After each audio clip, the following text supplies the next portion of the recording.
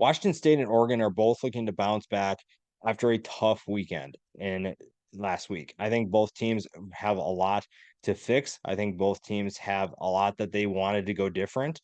But I think that these are two teams that are extremely talented and can get their seasons turned around. I think they can definitely figure things out, but only one of them will be able to get a win this weekend. And we'll take a look at what these team can do, how they bounce back, and what they need to do to slow down the opposing offense. Washington State has had two rough weeks. When you look at a combined 23 points in the past 2 weeks, it's not exactly exciting or promising for a team that had so much excitement after beating Oregon State just 3 games ago. I think this is a team that had high expectations after that game and has played pretty bad for the last couple weeks, especially the offense. Cam Ward obviously had his two worst games of his career, maybe not his career, but of this season for sure.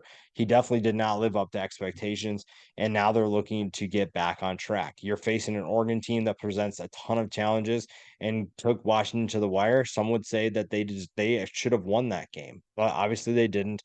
And now you're looking at a Washington State team that just put up 6 points against Arizona. Arizona coming to this season expected to have one of the worst defenses in college football, and they just gave up 6 points to a team and Cam Ward, who threw for 400 yards against Oregon State. And Oregon State's defense is much better than Arizona's. But so far, that has been inconsistent. And last 2 weeks obviously left something to be desired. Now they're looking to bounce back. Cam Ward in the passing attack will play a big role. Whether or not they're able to get going remains to be the question. But they definitely have the offense to definitely test an Oregon defense that we'll talk about in a little bit has a couple of questions on the back end. Dan Lanning took control of the game and then essentially gave it back to Washington. And he admitted that he was at fault for the loss last week. And it's one of those just you got to move on. There's nothing you can do about last week. Obviously, it was disappointing to have a 3 point loss to Washington, but you have to find a way to move on. And Washington State, despite their struggles, can give Oregon plenty of trouble. I think that there are questions about the health of the secondary right now. We'll see what happens at the time of recording. I think they'll be fine, but I think that there are still some concerns about the depth in the secondary. And when you're facing a team like Washington State that wants to throw the football as much as they do, maybe that becomes more of a concern. But there are some things that they can do to kind of combat that. Bucky Irving continues to be one of the more underrated players in college football, and he had a big game against Washington as well. If you're not familiar with his game, definitely go check that out. Oregon is a team I think that is still very much in contention for the college football playoff, definitely in contention for the Pac-12 championship. And I think a good way to get back on track is by making a statement against the Cougars. There's a lot of matchups that intrigue me, but I think it comes down, like I said, the secondary health for Oregon. If Trequez Bridges has to play again, I think that that's definitely a guy to keep an eye on. I think Washington State will find ways to get guys like Kyle Williams, Josh Kelly, you name it. They'll find ways to get him matched up with one of their good receivers. And Bridges has good size. I think he played actually pretty well when he started against Washington. When he started playing, because of a couple of injuries, Kyrie Jackson went down and put Bridges into the game. You saw a confident player that knows he has good size and he's not afraid to use it. But obviously, a talented team like Washington kind of took over. But Washington State has the ability to potentially do the same thing because when you're looking at what they're capable of doing, this is a very good passing attack for Washington State. And if you're not careful, you are going to get burned by Cam Ward and this passing attack because they're so good at what they do. And if you're not going to be able to handle life against this, they're going to throw the ball a ton. If you're not ready for that, you're kind of in trouble. And I think that they'll be fine. Their ability to attack up front will be a key that we'll talk about in a little bit. I think the quarterback battle is an underrated one. Bo Nix obviously is playing really well for Oregon. Cam Ward is playing really well for Washington State. So that's definitely another thing to keep an eye on. I think that on the other side, though, we talk about Washington State's passing attack. Troy Franklin has been a nightmare for everybody this year. He has been very tough to guard, and it's going to be a long day for Washington State if they're not able to figure out how to slow him down. And I think that he plays a big role in the balance of this offense because, like I said, Bucky Irving, Jordan James, really good at running the football. Passing attack runs through Troy Franklin. And so far, we've seen other guys as Johnson steps up. Terrence Ferguson has also stepped up. I think there's plenty of guys to utilize in the passing attack as well.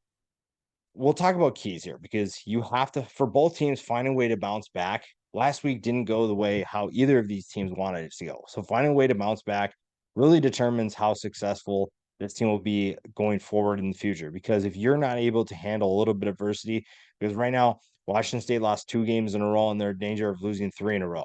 Oregon cannot afford to have 2 losses in a row. They have to show that they're focused and that last week didn't ruin them. So find a way to bounce back, really be a key.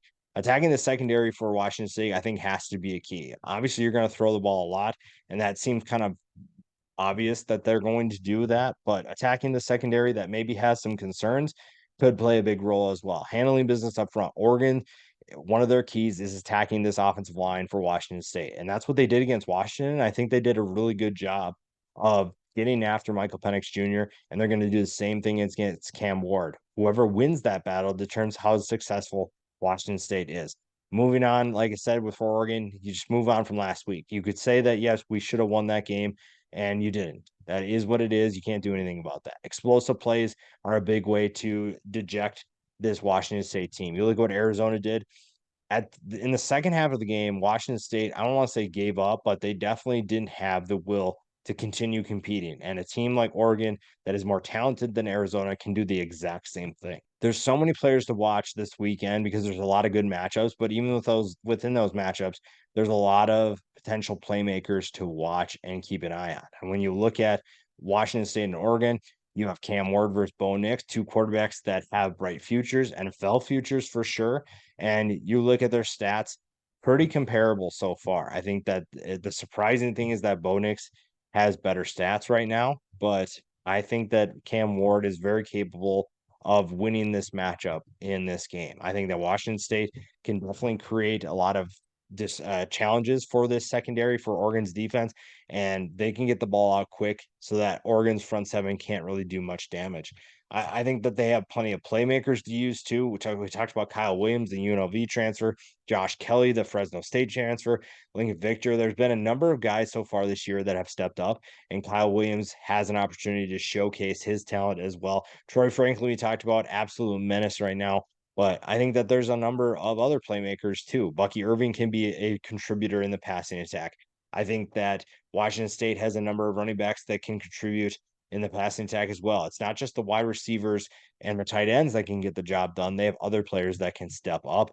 And then it just comes down to really, what do the defenses do? If the defenses can slow down these offenses, this will be very interesting to watch. But I think being disruptive determines a lot about this game, because when you look at these two teams, you're looking at two extremely talented teams and two teams looking to bounce back. And they're definitely motivated by not getting another loss, not adding to their losing streak.